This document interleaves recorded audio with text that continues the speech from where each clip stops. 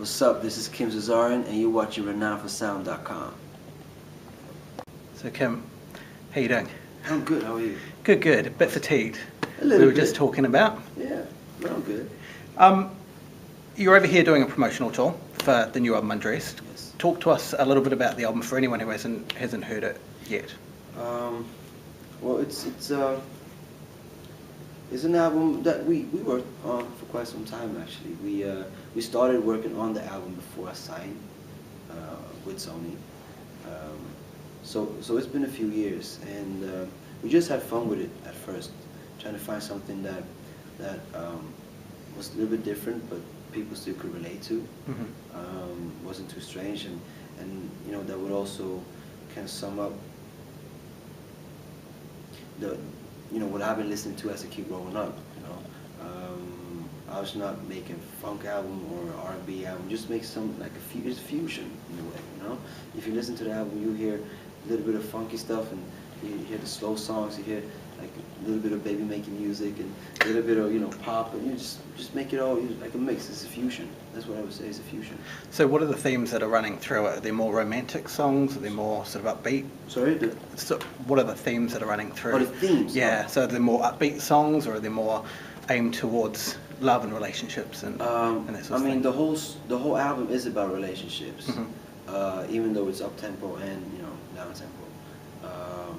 The whole album, what I say, it's about relationships,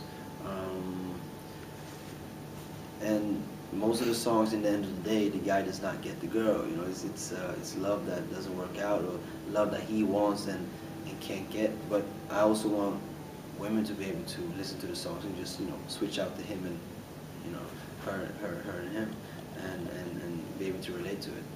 Like I have a song that's called "When You're High," and it's basically about this girl that you want to be with, but she gives you some attention, and she takes you, but it's only when late at night, when she's been out, or when she's intoxicated somehow. And I think a lot of girls could also relate to that. Having the guy that they want to be with, he's he just trying to booty call her or whatever.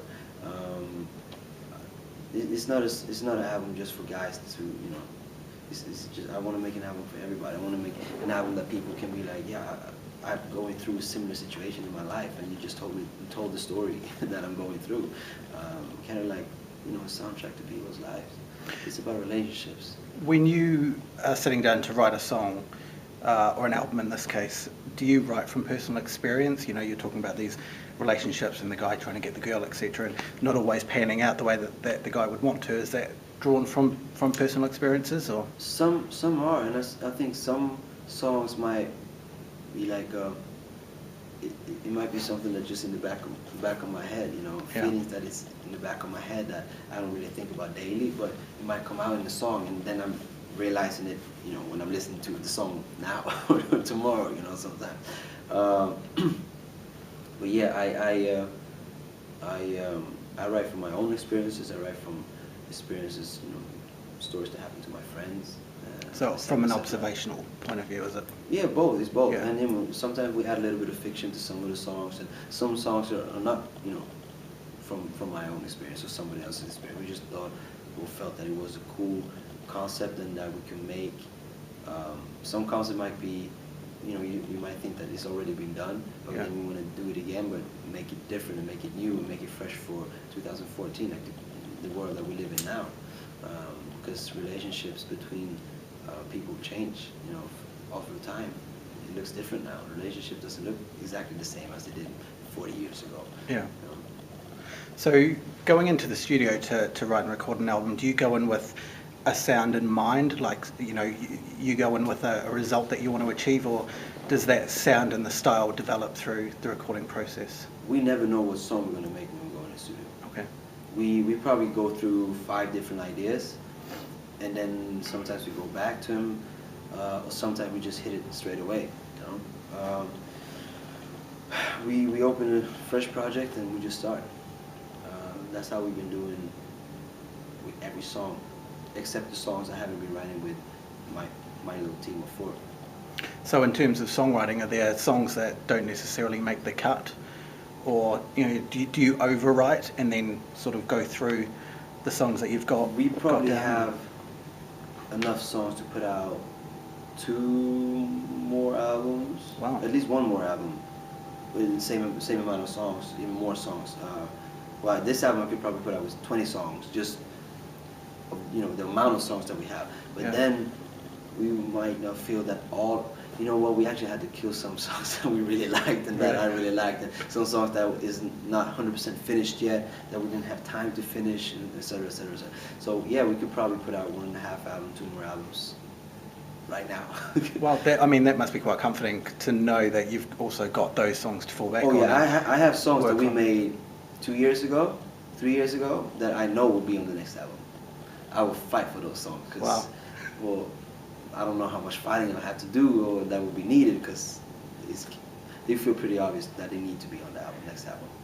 So take us back to the early days and you starting out music. How did it all happen? What was it that made you want to become a recording artist and a touring artist and to do what you're doing now? Well, I started when I was 4, right? Well, I made a choice when I was 3 actually to start playing. Yeah.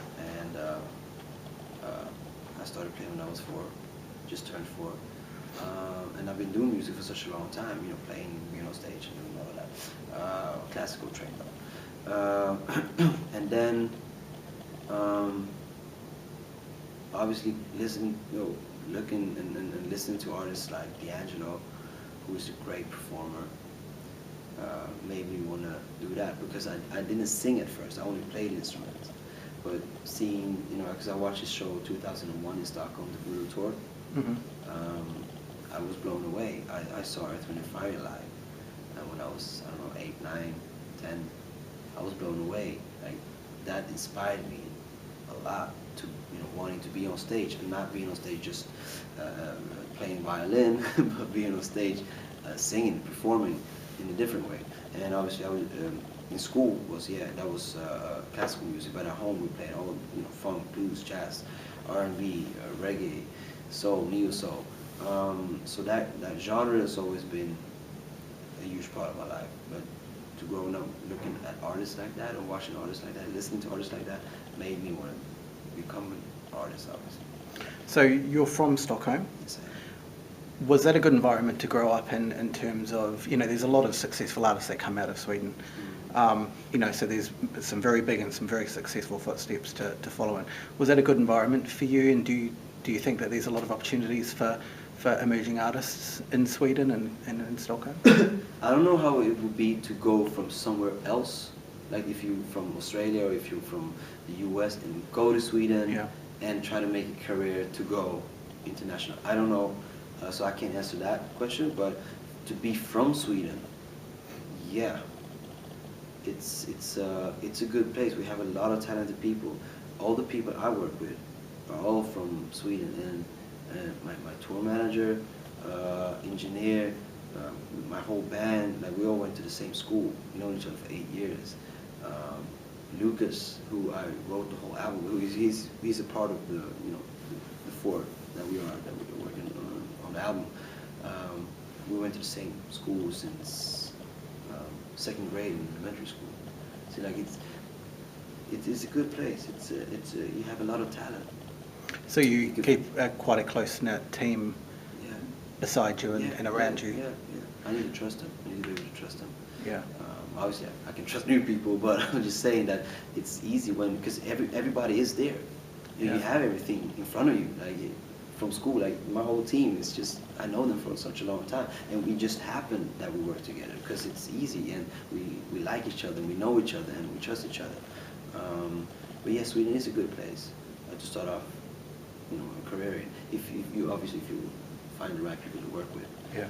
It's the same thing as probably everywhere, but you need to have the right people around you.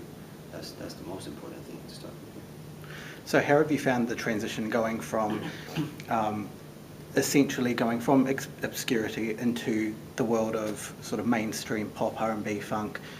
How have you dealt with the transition from, going from that obscurity to everyone knowing who you are and knowing all about you? And have you dealt with that, and were you prepared for that? Yeah, I think I was. Yeah. I think I was very mentally prepared for that probably more than some others. You know, you might be like, oh yeah, I want to do this, and when this happens, it's going to be great. And then when it happens, whoa. It was a little bit like that, because obviously you never know how it is until it happens to you. Yeah. But I was pretty prepared to, you know, what was coming and what was going to be needed to be done, you know, when everything pops off. No sleep. Obviously. A lot of traveling. Yeah. You know, being away from home, not seeing your friends as much. I was just talking to my friends. We have a little WhatsApp group. I was talking to all my boys back home, and I just realized that I haven't seen them or spent time with them in a long time. You know, so that's sacrifices you have to make, but they understand. No. So, Yeah. But yeah, I've been prepared, and it has to be done if you want to do this.